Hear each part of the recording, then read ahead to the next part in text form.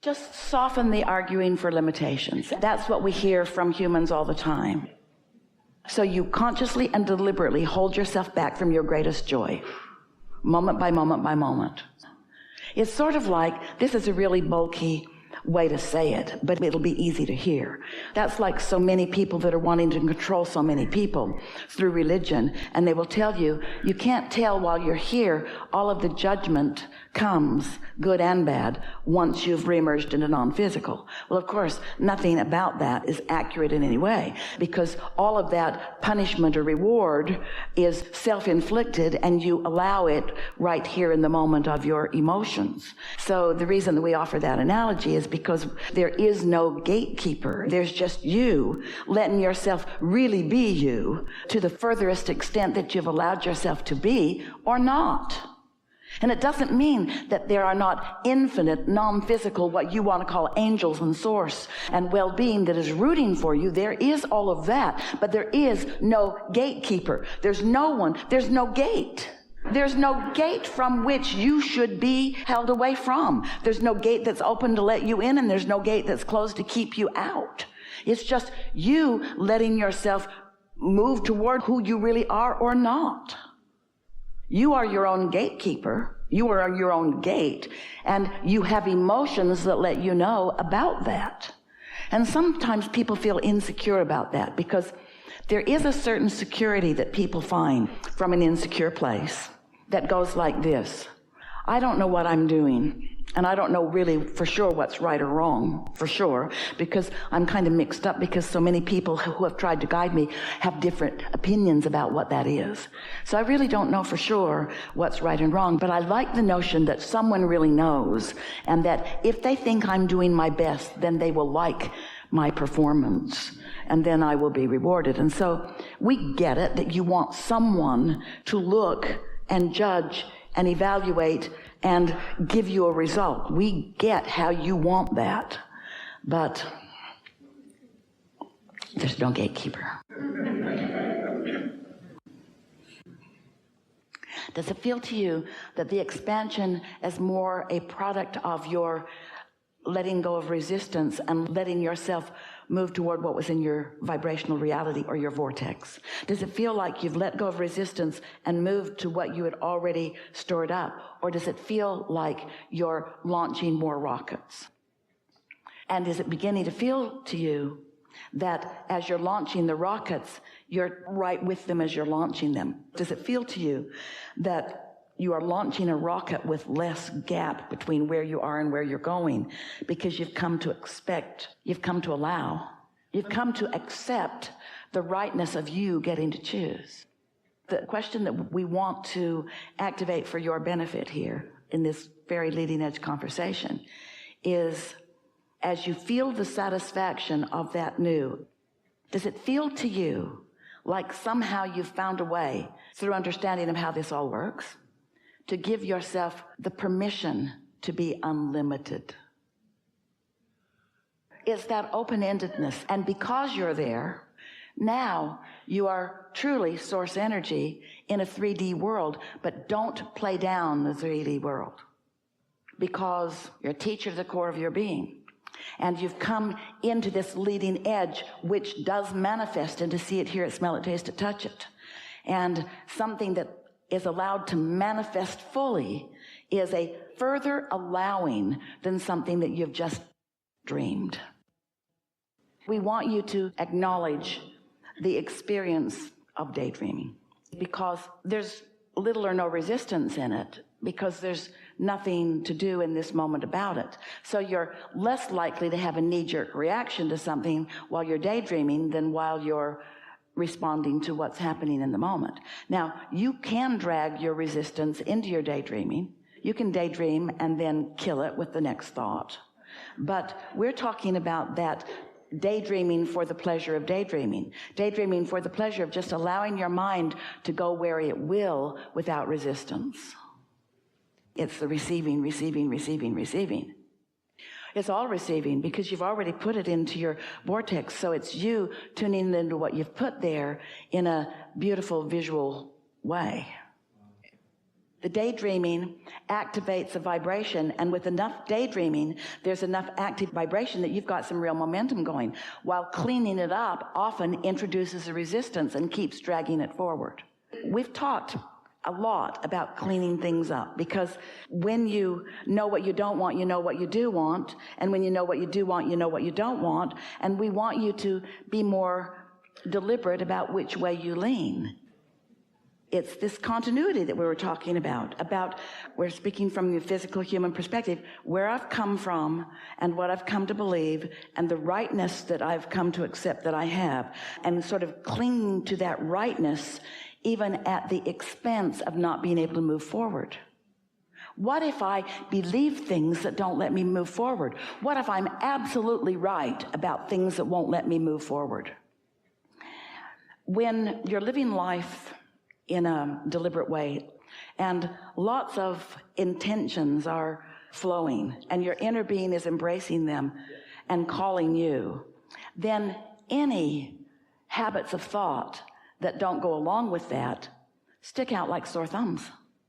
That's sometimes why you justify not taking on a new project or not letting yourself hear the music and go there, because it feels like overwhelmment, because you're putting too much credence in the old way of creating, which is action, and not enough in the new way of creating, which is just putting it on the universe's side of the placemat and then following your inspiration. And so there is value in improving your beliefs about things, but it really sort of kind of is the hard way of going about it. If you can accept that your inner being has the big picture. You see, it took us a while to convince you that your inner being even really existed, because for a long time, your image of what you saw when we talked about inner being was the same image that you had been dragging around about who and what God is. And so you applied all kinds of limitations to that. And so until you know that your inner being exists, and that your inner being is pure positive energy, and that your inner being is out there where your furthest most expansion is, and until you know that, you can't expect to be called toward that. And so if you're still in the attitude of it's all me, then our beginning steps for you is it is you, and your point of attraction matters, and law of attraction is responding, and it's responding to your thoughts. It was a little while before we could help you to even understand that there was another part of you thinking that you were wanting to blend with, you see. And it's also a little tricky territory. Are you with us? It's also a little tricky territory in that we want you to know that you are the creator of your own reality. We're not ever going to say to you, your inner being is the creator of your own reality. But we are going to say to you, your inner being was the creator of your reality in projecting you here. And then your inner being is listening for your discoveries and following your lead once you are here. And so co-creation at its best is you and your inner being, you see. It's important that you get that sort of basis of understanding, and then off you go with powerful, deliberate intent. You are in a time-space reality because it helps you to focus.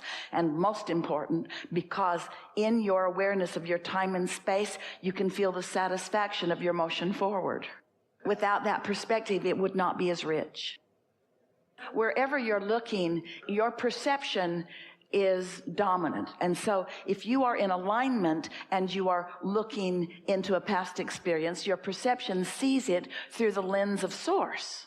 We've teased with you a little bit and said, and so in your connected now, you change your past. Today, we've taken an even more evolved for your advantage stance, in that we say to you, the difference between humans and their inner being is that your inner being doesn't look back.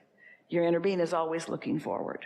But humans who can't help but look back, we're just asking you, since you're going to look back, you're probably going to look back from your now perspective of connection. Don't look back from your place of not liking where you are and trying to justify or explain why you got in this place you don't want to be. That's not productive at all. That holds you where you don't want to be.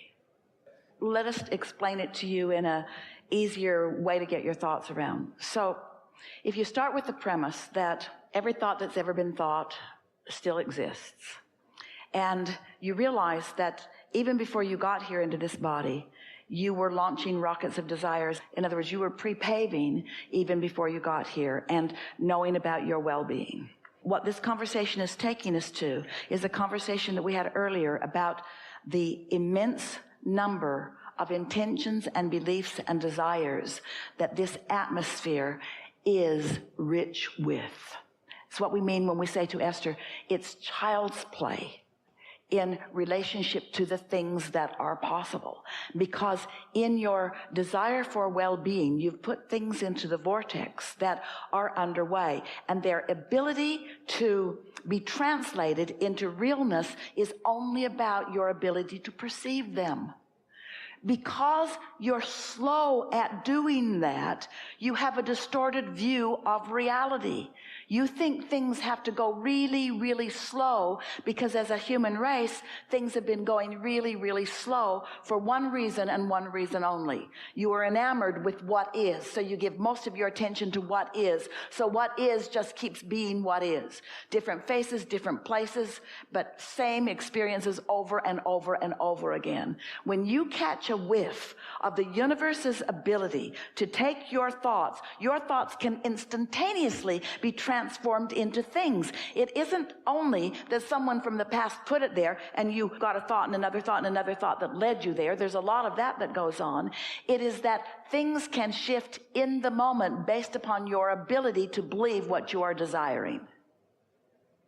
One day, Jerry and Esther, someone handed them a book, and the book was written by someone who was talking about abundance. And there was an analogy given that once you really get into the vibe of abundance, that it'll start demonstrating to you in lots of ways. And so in this description, pennies would start showing up everywhere. And Jerry and Esther read it, and they were not resistant to the idea of it, but it didn't feel very important to them. They felt in a sort of snobbery sort of way that they were way past that way of understanding creation. They weren't looking to create pennies. But the story captivated their interest just the same. And then the number of pennies that started showing up in their experience became ridiculous. It was like a raining of pennies around them. They were finding 20 and 30 pennies a day in places where they shouldn't have been, where they'd never been before. Esther was actually thinking for a while that Jerry was playing tricks on her, and he was thinking the same of her. In other words, so many weird things with the pennies because they'd activated in their vibration, and the universe was demonstrating that anything that's active in your vibration can come into your reality if you are amenable to allowing it to be. Well, they're amenable to allowing the universe to create in their experience in any way that they're giving their thoughts, provided it's something wanted. And so they were wide open vessels for the universe to play with joyfully in that way. So this went on for several days, and they're getting on an airplane, and they got onto the airplane, and they're sitting in the bulkhead. They're buckled in. Everything that they own is up overhead because they are on the bulkhead. And they're sitting there, and as the plane is lifting into the air, Esther looked down, and she said to Jerry, "You've got to see this. 2 pennies were standing on their edges." Nothing happens outside the physics characteristics of where you are, because there are laws that rule all things. But there are possibilities within those laws that humans do not allow. So the inertia of the plane, the vibration of the plane in that moment, the weight of the pennies in that moment, and the intentionality of Jerry and Esther to see remarkable things with pennies, they were no longer blah, blah, blah, ho hum about pennies. These pennies had demonstrated something that they thought to be before then an impossible feat. Esther said, "I'm so glad we were together because no one would have believed me." And Jerry said, "No one but me will ever believe you anyway." And Esther said, "Well, it's enough that you were here." All things are possible. If this time-space reality has the wherewithal to inspire within you a desire, if the desire can be born out of this, then the full manifestation of the desire can be born out of this also. If you can dream it, it has to be a reality.